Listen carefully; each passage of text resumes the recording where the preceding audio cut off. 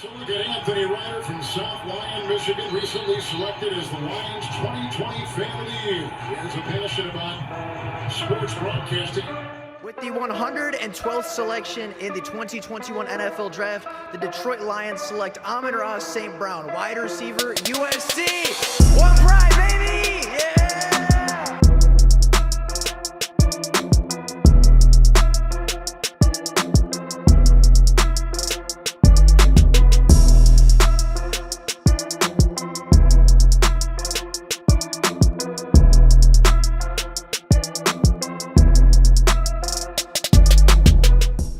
What is going on, everybody? Welcome back to another Detroit Lions video. The Detroit Lions won their first game of the 2022 season this Sunday versus the Washington Commanders. And the Lions, despite missing their starting interior offensive line, their starting cornerback, as well as their running back one being injured and being very heavily underutilized, the Lions walk away with a two-score victory over the Washington Commanders at home and get back to 500 on their early season. Today, we're going to take a look at this team. We're going to take a look at this game and at this matchup. We're going to go over the good and the bad from this game and really kind of recap week 2 for the Detroit Lions. Now, starting off with Jared Goff. Jared Goff had a pretty solid day. Didn't do anything spectacular, but statistically played very well. Has 20 of 34 on his passing attempts, threw for 256 yards and 4 touchdowns. DeAndre Swift, as I said, was heavily underutilized this week, only having 7 touches, but on those 7 touches, had nearly 80 total yards, had nearly 80 scrimmage yards, as well as a receiving touchdown. And the Lions as a whole actually rushed 24 times on Sunday for 191 yards but didn't find the end zone. Amon-Ra St. Brown led the team in receptions and receiving yards and receiving touchdowns yesterday with 9 catches for 116 yards and 2 receiving touchdowns, while DeAndre Swift and Josh Reynolds had another receiving touchdown respectively. Now, defensively, the Lions defense had some ups and some downs. They had a phenomenal first half and kind of, I wouldn't say fell apart, but certainly had some issues to clean up in the second half. Overall, though, they had a pretty good day. They had 5 total team sacks, 4 tackles for loss, a safety, and 2 takeaways. Aiden Hutchinson, of course, led that team with 6 tackles, 3 sacks, and 2 of those tackles for losses, with John Kaminsky and Charles Harris both having a sack as well. Charles Harris, of course, had the strip sack that resulted in the safety, and I believe John Kaminsky also had the other tackle for loss. They had an opportunity for multiple takeaways on top of it. Tracy Walker dropped 2 interceptions. Mike Hughes dropped an interception, as well as a couple other times where they had an opportunity to maybe force a fumble or maybe kind of make a bigger play than they did. But the defense, for all intents and purposes, did their job. They didn't give up with that many points. They had a takeaway or 2. They actually scored some points on the day with that safety, setting up the team in a very good situation to score again and double up on points. And at the end of the day, they did a very good job. They shut out Washington in the first half of this game, and although they did kind of have some struggles in the second half, they stood strong when they needed to. They kind of made plays when they needed to, and they walked away as the victors. Now, coming off of this game after week 2, I know it's very early in the season, but the Detroit Lions are currently the highest scoring team in the NFL. They are currently tied with Kansas City, averaging 35.5 points per game, which again puts them number 1 in the NFL among teams that have played 2 games at this point. And likely after tonight's game between Philadelphia and Minnesota, the Lions will be number 1 with just the Chiefs. Philadelphia is currently number 1, but they have yet to play their week 2 game. So after that game, the Lions will be solely up there, tied with Kansas City for the most points per football game. Now, this team played very well. Right? Detroit finally came out and they played the game they are supposed to play. They played like they were the better football team, which they were. They played like they were confident, which they were. They played their brand of football for the first time in a very long time.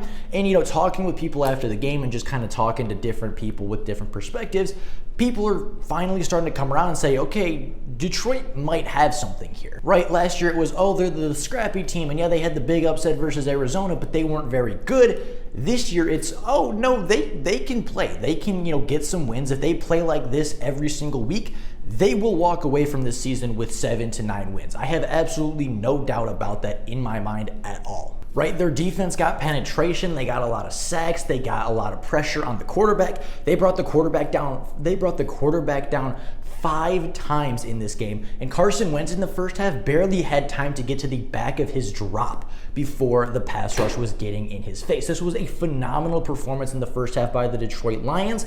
They kind of did have a slow start to the second half. Their third quarter wasn't particularly good, but when it mattered the most, when they were put under pressure, the team stepped up and they made a lot of big plays.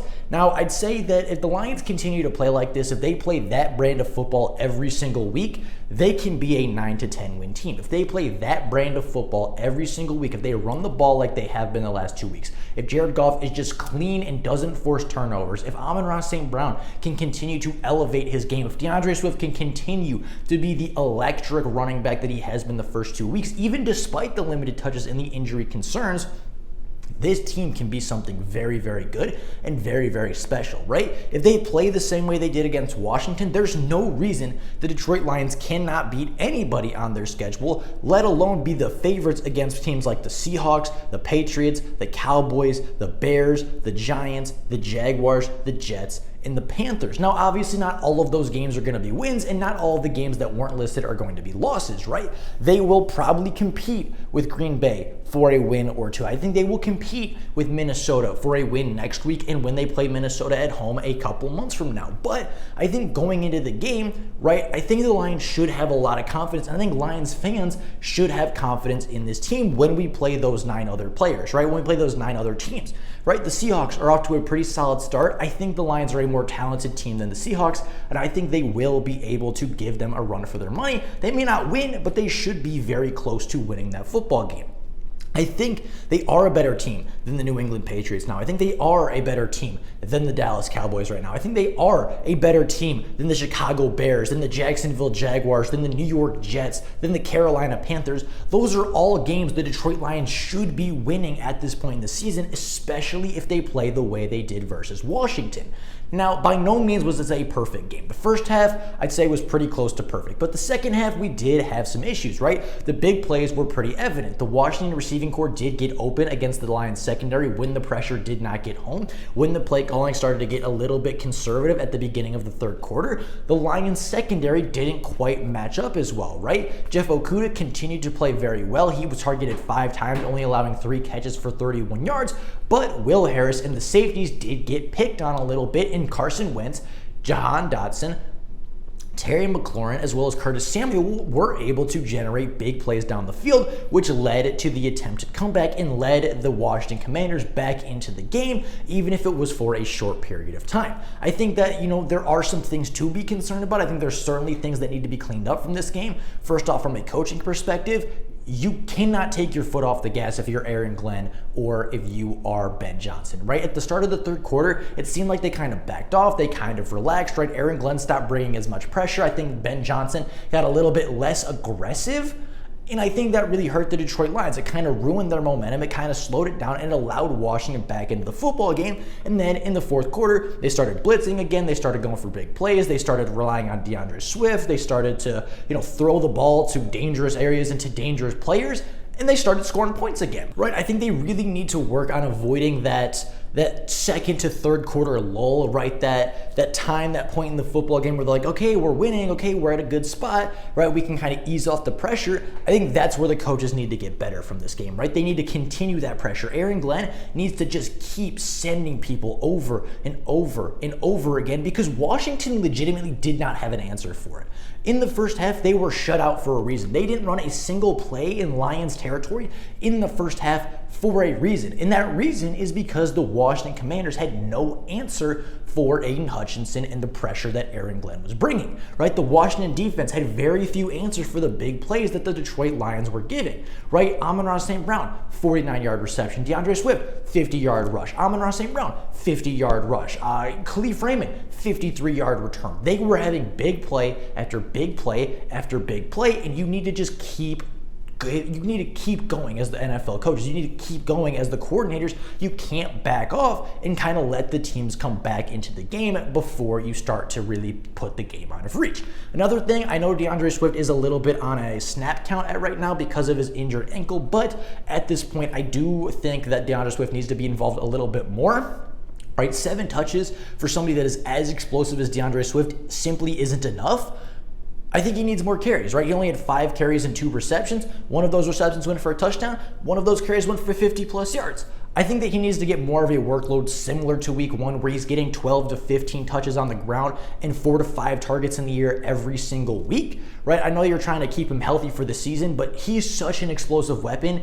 You need to use DeAndre Swift as much as possible. Now, some standout players, of course, we talked about DeAndre Swift. He was very limited, only had 7 touches, but as I said, had nearly 80 yards and a touchdown and was very, very efficient from the running back perspective. St. Brown had an absolutely S-tier, top-tier, elite performance. He is one of the best receivers right now, I think, in the league. I think he is one of the most efficient. I think he is one of the sneakiest, and I think he is the most underrated player in the NFL right now. And this week proved exactly that. 9 catches, 116 yards, 2 touchdowns. Absolutely elite performance from Amon-Ra. Hutchinson officially arrived, right? Everybody was like, oh, he's not very good after the Eagles game. Oh, he's a bust. He didn't get any sacks, just got a couple pressures. He had 3 sacks yesterday. He had 3 sacks on Sunday and only really played in the first half, right? He kind of had that injury going into the locker room and didn't really play much of the third quarter. He did come back near the end, but you could kind of tell his ankle or his calf or whatever it was still bothering him on that left leg. He put up 3 sacks in the first half versus a Washington Commanders line that isn't all that bad, right? They're better than I think what the Bears are going to be rolling out. They're better than what the Giants might be rolling out. They're better than what Jacksonville potentially has. They are not a bad offensive line. I think they are maybe slightly below average, but nowhere near the worst offensive line we're going to play this season. And the Lions are just going to continue to eat at those offensive linemen. And Aiden Hutchinson, as much as people hate on it, as much as people disliked him after week 1, he officially arrived in the NFL in week 2, coming away with 3 sacks and 2 tackles for loss. And if Charles Harris didn't get that strip sack for the safety, Aiden Hutchinson was about half a second away from doing the exact same thing. Now, the last player I want to talk about, again, is Jeff Okudah. Jeff Okudah had a very good game. Jeff Okudah came out 5 targets against Washington, only allowed 3 catches, 1 against McLaurin, 1 against Jahan Dotson. I think maybe 1 other against Jahan Dotson. I wasn't sure about the third one. But according to PFF, he allowed 3 catches on 5 targets for just 31 yards. It's the second game in a row he's allowed less than 50 receiving yards in the game on 5+ targets, right? He was targeted 9 times in week 1, allowed 2 catches for 17. This week, 5 targets, 3 catches, 31. And he's not playing bad wide receivers. A.J. Brown, Devontae Smith are very good. Terry McLaurin, Jahan Dotson, and Curtis Samuel are very, very good wide receivers. He's not playing bad players. He's not playing bad quarterbacks. He's not playing guys that can't deliver the ball down the field. Jeff Okudah is just simply having that good of a season right now, and he needs to continue to play that well if the Lions want to continue to have success. So, with all that being said, that is all for you guys today. Thank you all so much for watching. Let me know your biggest takeaways. Let me know your biggest thoughts and takeaways from this game. I'm very curious to what you guys think about it. But with all that being said, this is all I got for you guys today. Thank you all so much for watching. And until next time, and as always, go Lions!